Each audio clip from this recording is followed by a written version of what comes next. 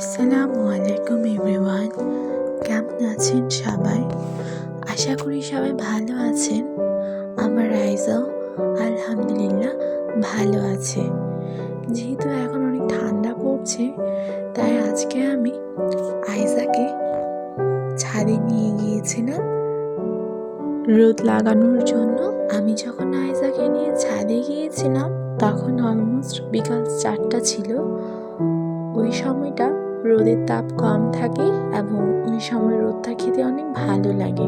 আমার নিজেরও ভালো লাগে ওই সময় রোদটা গায়ে লাগাতে। তাই আমি আইজাকে নিয়ে ছাদে গিয়েছিলাম। ছাদে যাওয়ার পর আইজাও তার গায়ে রোদ লাগাচ্ছিল এবং গাছের সুন্দর সুন্দর ফুলগুলো সে দেখছিল।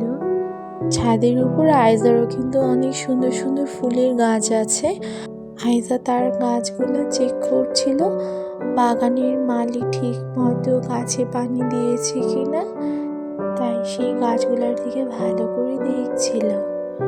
এরপর আইজাকে নিয়ে আমি চলে যাই সুইমিং পুলের সাইডে। যেহেতু এখন অনেক ঠান্ডা পড়ছে, তাই এখন কেউ সুইমিং পুলে নামছে না, আমি নিজেও নামছি না। সুইমিং পুলের পানি অনেক বেশি ঠান্ডা ছিল।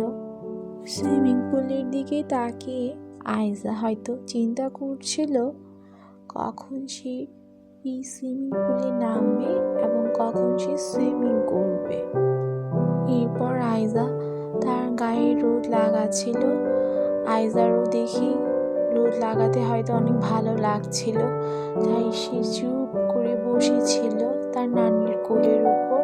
ভিডিও দেখার পর আপনারা মাশাআল্লাহ বলতে ভুলে যাবেন না প্লিজ।